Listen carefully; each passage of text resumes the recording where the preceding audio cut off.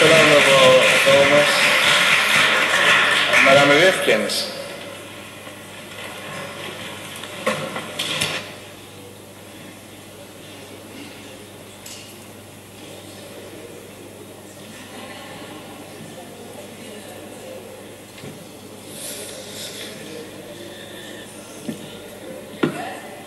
Oui, merci, je suis grand-mère depuis une heure.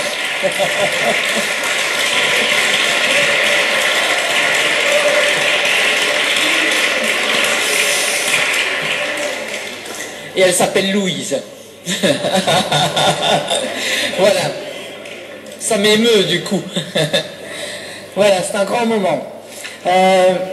Et donc, puisque mon bien-être est total aujourd'hui, je vais pouvoir aborder de manière particulièrement positive cette proposition de loi qui finalement est devenue une proposition de loi collective à partir de différentes propositions de loi déposées. Et c'est vrai que d'autres l'ont signalé aussi, et que le Groen, ça fait aussi plus de 10 ans qu'on essaye de travailler sur ce dossier, non seulement pour protéger des personnes qui consultent psychologues ou psychothérapeutes, mais aussi parce que l'approche de la santé doit être une approche globale, et c'est vrai que la dimension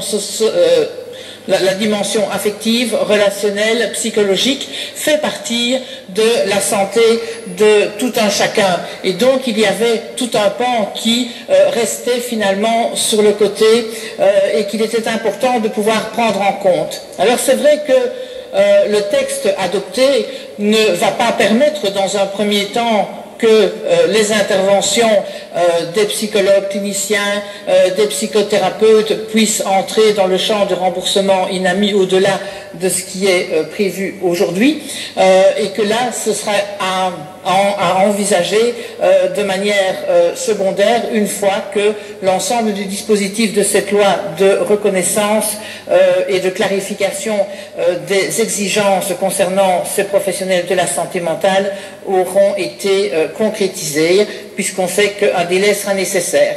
Alors, parmi les éléments que nous voulions retenir plus particulièrement dans ce travail, il était important pour les écologistes que d'une part il y ait bien sûr la reconnaissance de l'exercice autonome de la psychologie clinique et qu'il soit repris dans l'arrêté royal 78 des professionnels de la santé.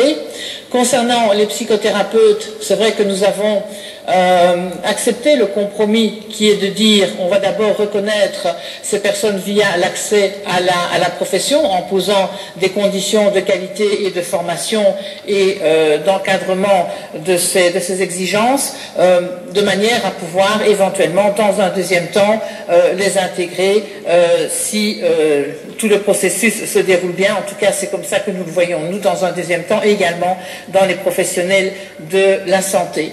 Alors, concernant les exigences relatives aux psychothérapeutes, je trouve que nous sommes particulièrement exigeants, c'est contraignant.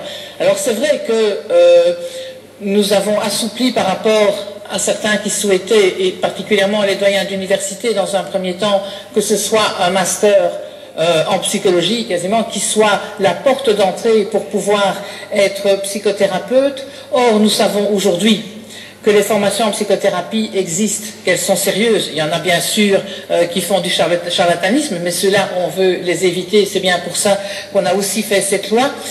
Ce sont des formations qui sont rigoureuses, qui sont exigeantes vis-à-vis des personnes qui s'inscrivent à ces formations spécifiques. Et parmi ces exigences, il y a non seulement une formation des connaissances et des compétences de base qu'il faut avoir, mais il y a aussi des exigences de développement, de travail personnel, de psychothérapie qu'il faut avoir fait soi-même, pour enfin pouvoir commencer cette formation spécifique. Et parmi ces gens, eh bien aujourd'hui, ils sont nombreux à ne pas être universitaires ou psychologues au préalable, à avoir fait des études d'éducateur, d'assistant social, et puis à avoir fait toute une série de formations complémentaires.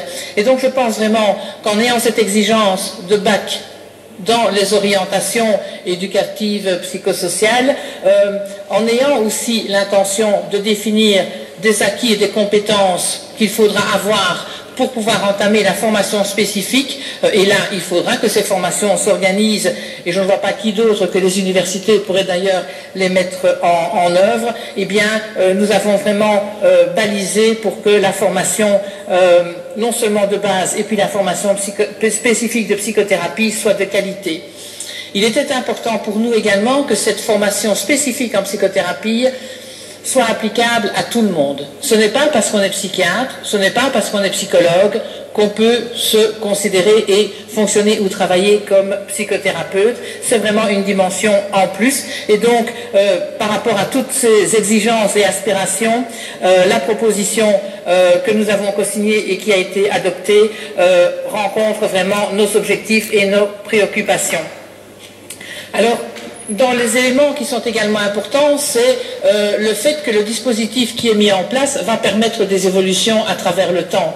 Il va falloir qu'à la fois Conseil de la santé mentale et des psychothérapies mettent en place à la fois les exigences, commencent à agréer des centres de formation, agréent les futurs psychothérapeutes, et forcément des éléments vont apparaître comme étant des définitions à affiner, à compléter. Peut-être que de nouvelles orientations en psychothérapie vont être reconnues parce qu'il y a évolution des pratiques, des sciences et des connaissances, et qu'une loi permette cette évolution dynamique est un élément intéressant, particulièrement dans l'approche de la santé mentale.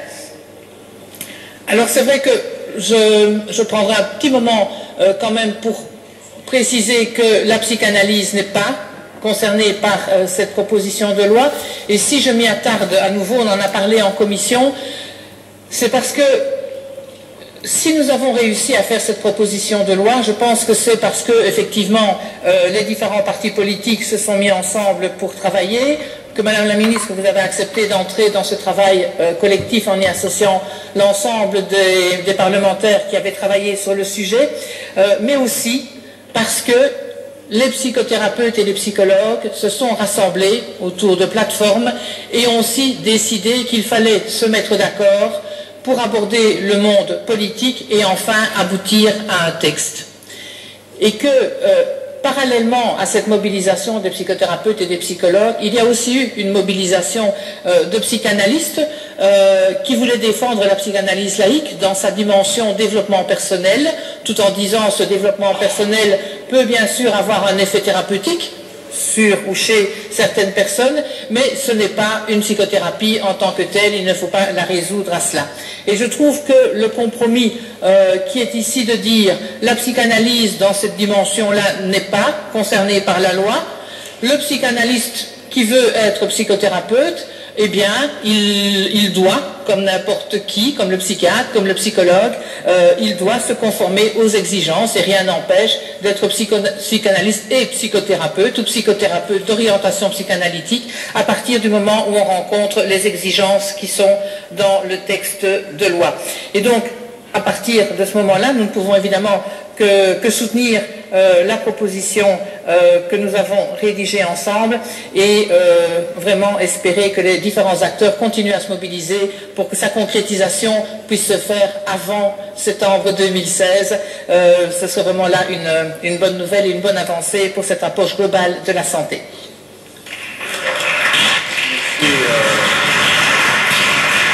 Madame Jerkens, mevrouw de Bond.